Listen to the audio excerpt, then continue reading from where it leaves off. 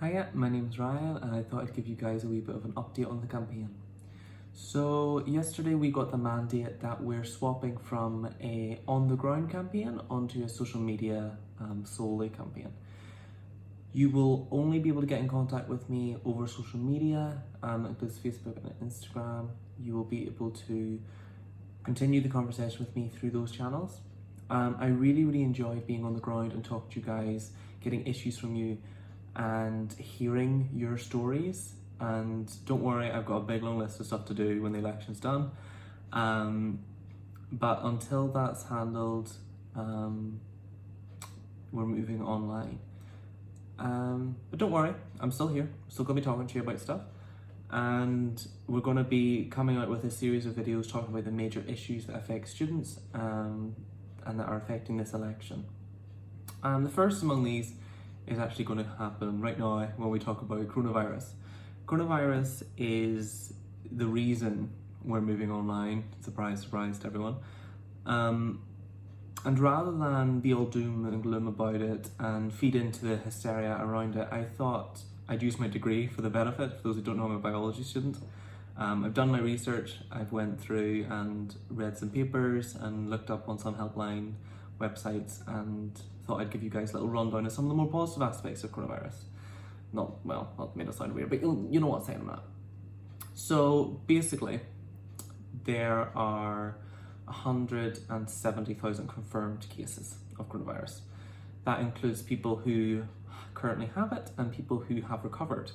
Now, the good thing about coronavirus is that despite the fact there have been 7,000 deaths worldwide, over 80,000 people at the time of recording have already recovered.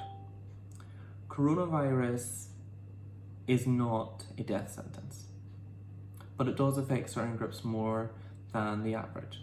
If you are someone who is over 70 or has a prolonged health condition, prolonged ill health, if you're someone who is pregnant or works with small children, you are at higher risk.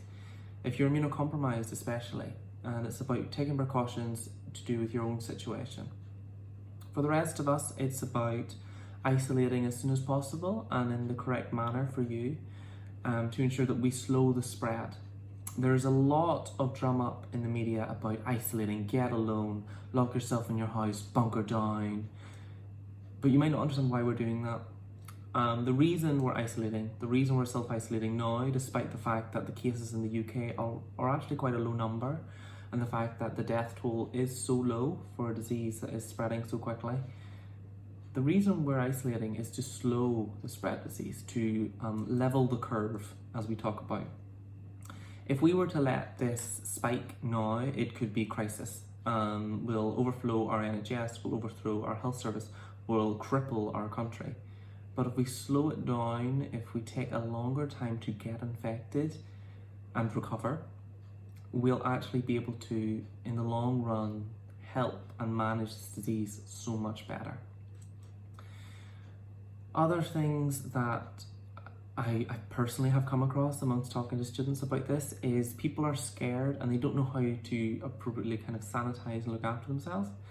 And as someone who's worked in labs and worked in cell culture, I was like, do people not really understand how you're meant to sanitize? And okay, we'll think about that. Long story short, if you're in the house alone, there's no reason to be washing your hands every 5 minutes.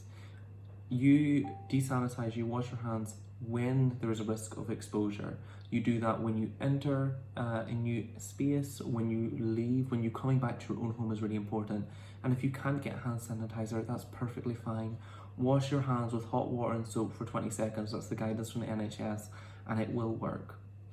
Avoid touching your face, avoid touching your eyes, particularly if you haven't washed your hands recently.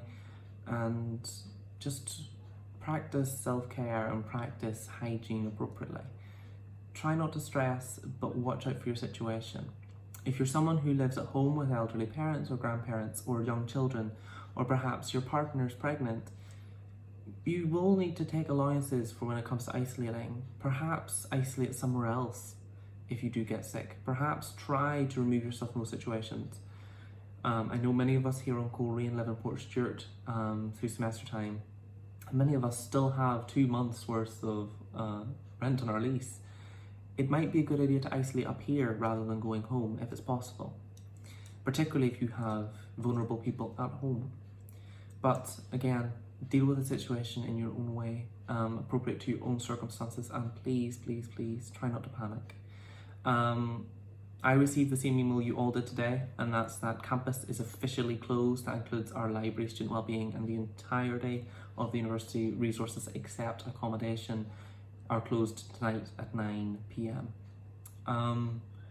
This is a precaution to limit the spread of this disease. It's not a panic motion. You don't need to be terrified that we're all infected because we went into campus today or yesterday. But it's more about protecting ourselves and, like I said earlier, lowering the curve and slowing the progression of this disease. Beyond that, I think that's everything. Keep in contact with me if you have any questions about the campaign. I'm going to leave links in the description about from the NHS and from the government and from various helplines I found very helpful when actually researching coronavirus and trying to figure out how best I was going to address this. Keep on top of it, pay attention and look out for symptoms. Beyond that, follow my social media, keep in contact, and remember, the vote is still happening, the election is still running, and, well, I'm running in the election, so I have interest in getting good voter turnout. But most importantly, look out for yourself, look out for your health, and make sure you are fine. My name is Ryan McFall. I want to be your Vice President for Coleraine Campus next year. Please, please, please be safe in this time of health crisis, and I'll talk to you when it's all over.